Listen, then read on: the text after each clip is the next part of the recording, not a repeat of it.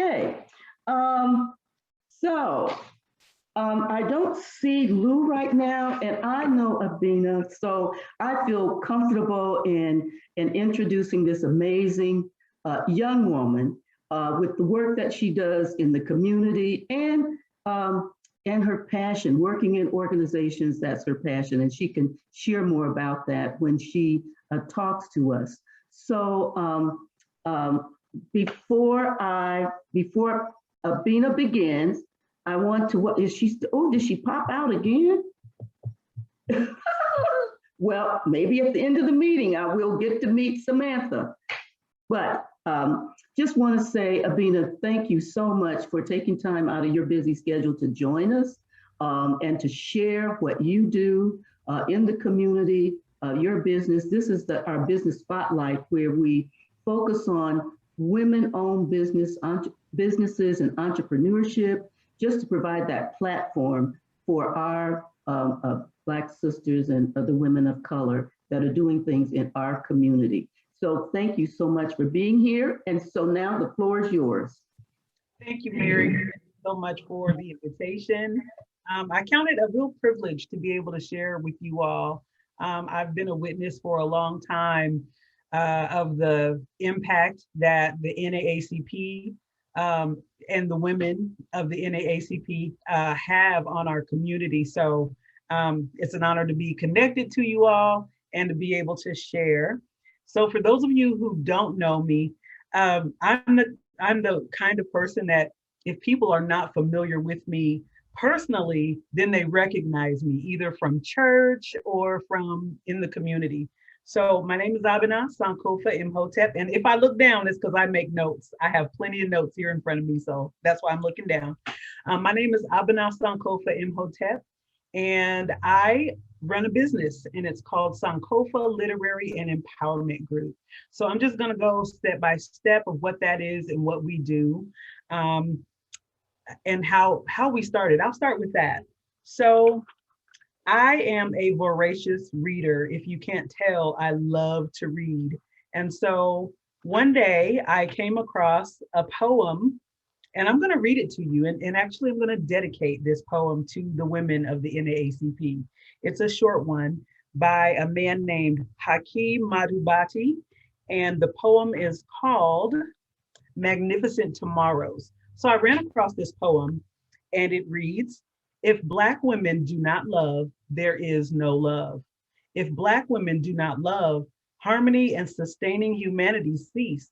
If Black women do not love, strength disconnects, families sicken, growth is questionable, and there are few reasons to conquer ideas or foe. As Black women love, Europe gives way to Southern meals. As Black women mature, so comes flames from the sun, rainbows at dusk, sculpture of Elizabeth Catlett, and music of Nina Simone. As Black women connect, the earth expands, minds open, and books reveal the possible. If we study, if we feel the flow and secrets of our women, if we listen, if we concentrate, if we carefully care, if we simply do." So that's dedicated to you all. But I read that poem and I was struck, and I wanted to talk to someone about it, and I had no one to talk to about it. So time passed, and while time was passing, I left my job because I worked a 9 to 5. And I said, you know what? This is not my purpose. I'm not supposed to be in this cubicle. I know God has a bigger plan for me. So I left my job, and the holiday came around, and my husband bought me a book. And this is the book he bought, Becoming by Michelle Obama. He got 10 points for that. And so I was reading this book, and she's an amazing writer, an amazing communicator. And I was grappling with some of the ideas in the book. So I called my girlfriends and I said, listen, have y'all got this book? Have you read it? Have you read it? And they were like, what book? And immediately I said, okay, I'm tired of not having a community with which to share my books. So I created a book club, and we called it Sankofa Literary and Empowerment. Sankofa Literary Group Book Club. Gosh, the names. And so I named it Sankofa because that is an African word from the Ashanti tribe in the Yoruba tradition, which means to return and retrieve, to go back for the lessons of the past and pull them forward for benevolent use in the future. And so I figured, we could learn from the past and take these lessons forward. So we embarked upon a book club and met every month. And then the pandemic hit. And so we switched to a virtual model, but we still had galvanized our support and regular book club members. And we were reading books by Black authors every single month and discussing them and having wine and coffee and tea and snacks virtually. And so we began to have really good conversations. And out of that, people began to unpack trauma and things that they had gone through. So they were relating their personal experiences to what we were reading for the month.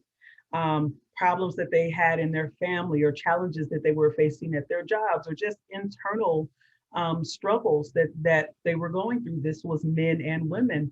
So we began to use the book club as not only a space to talk about the readings, but a place to support one another.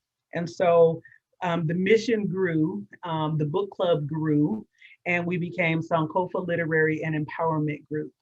So what we do, we still do book club, but just not on a monthly basis. We do quarterly book clubs, and actually I have several book clubs that operate congruently. So we do the book club quarterly. We are involved in civic engagement and empowerment, and we have a philanthropy arm as well. So what does that look like? Education is kind of the overarching theme of the book club. The point of that is to use books by Black authors to celebrate the legacies and stories of the Black diaspora. And so we do that in a way that educates and empowers people. It will educate and empower Black people, but the book club is open to all. So it doesn't matter what your background is. It doesn't matter where you come from, your gender, your socioeconomic status. Book club is open to all. The only caveat is we only read books by Black authors. And then along with the education component, we have a consulting side. So we work with organizations, public and private sector, to help them understand equity and human rights. Human rights has been a passion of mine for a really long time. So we look at human rights under the framework of racial justice and racism, white supremacy, and how that connects Black people to the global stage. So we do that work. And then the empowerment is public speaking. I do a lot of public speaking, recently a TED Talk, and then other events and things like that. But that's not the predominant use of my time. I prefer to spend my time on the education. And then the philanthropy, which is really important to me as well. So that looks like providing books for children, not just any book, but a book by Black authors. Books with characters that represent diverse backgrounds and circumstances. We also raise funds to support literacy programs, especially for Black boys.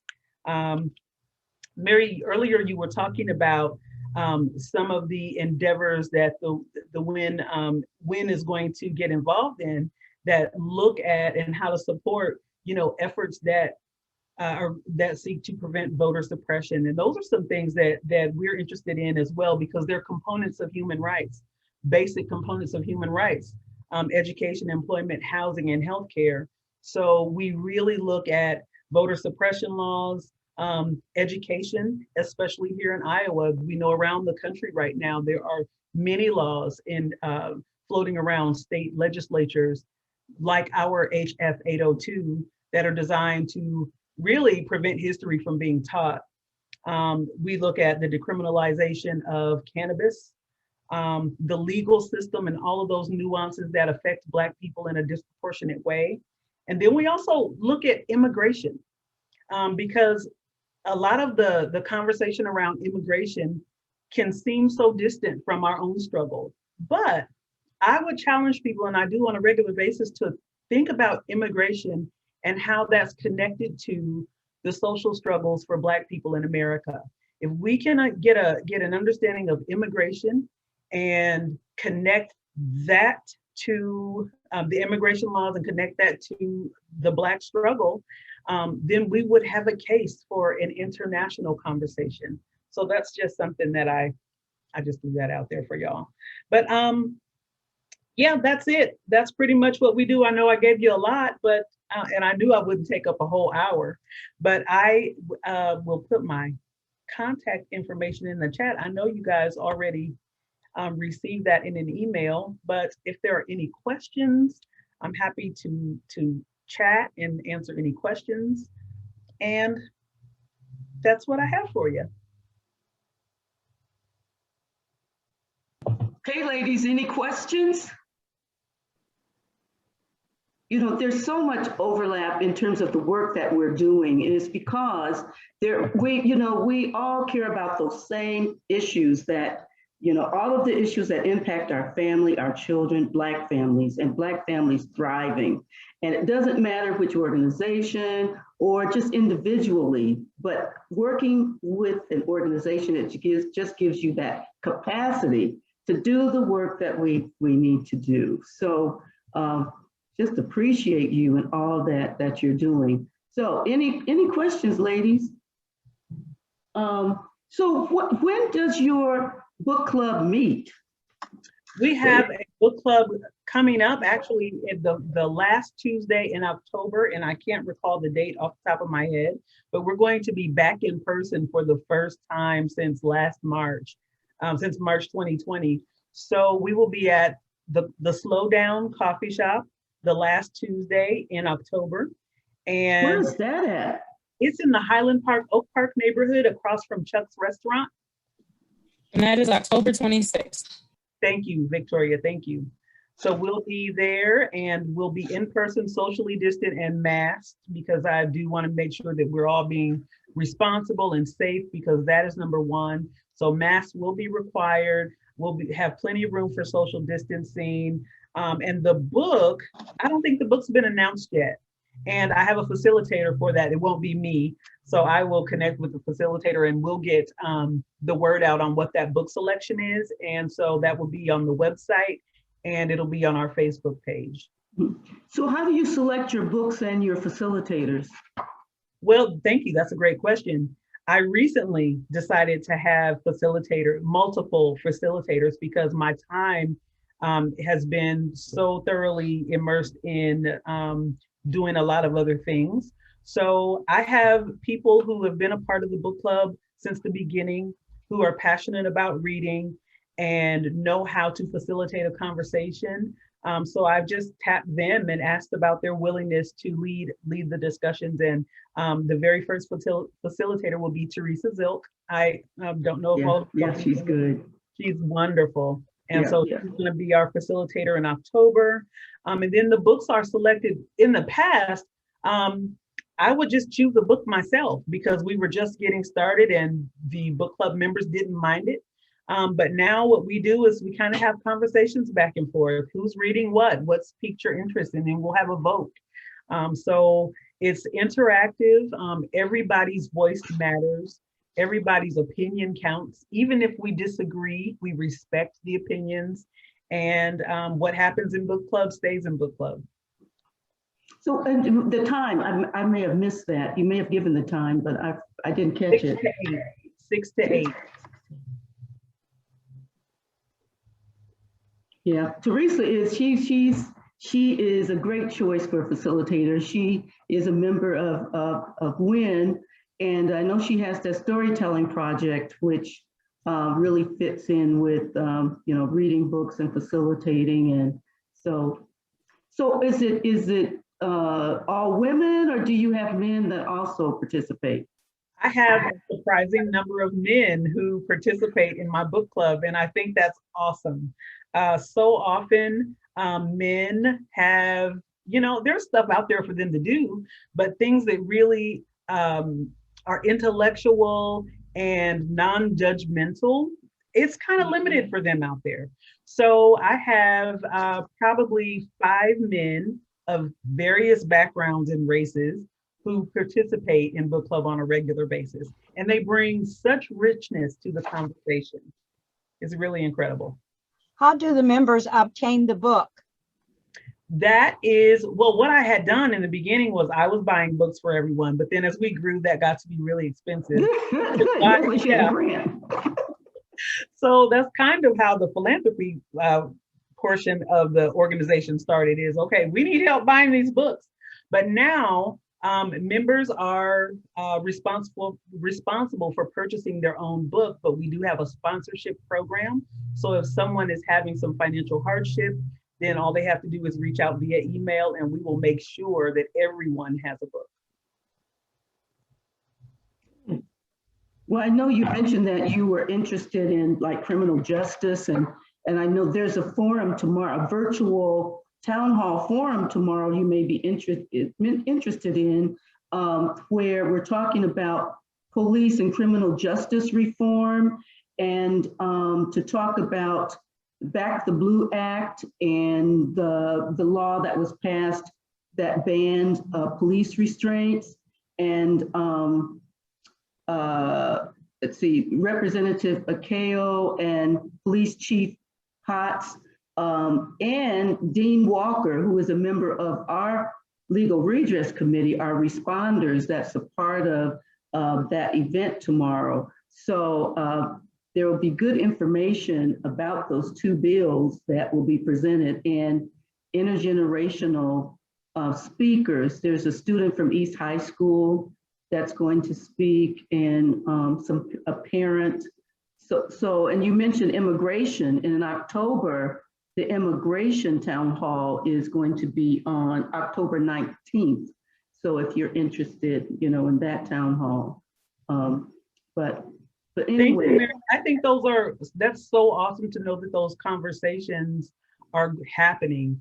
And so what we do is we circle back to our partner organizations and to the members of our book club and say, hey, these conversations are going to be happening. They're going to be looking at this bill, and this bill. And then the bills are public record. The language in the bills are public record. So then we pull those records and we pour over them so that when we get to the conversations, we recognize what's being talked about. So that's the education portion of what we do kicking in. Yeah, very good, very good. Okay, ladies, don't be quiet. I mean, we've got a wealth of knowledge here. I saw Linda Carter-Lewis on the call. I think she's still here. Yep, she's still there. I see her name. And Yes, I'm still here. I'm listening. Okay. I can't show my face today, though. Oh, Lord. Okay, well, that's what it's all about. I'm sitting in a very messy room. Okay. I can't hear you. Keeping it real. And I'm glad you pronounced your name, because I was calling you Abena. So how do you pronounce your name again? It is Abena. Abena. And I tell you what, I decided, so quick short story.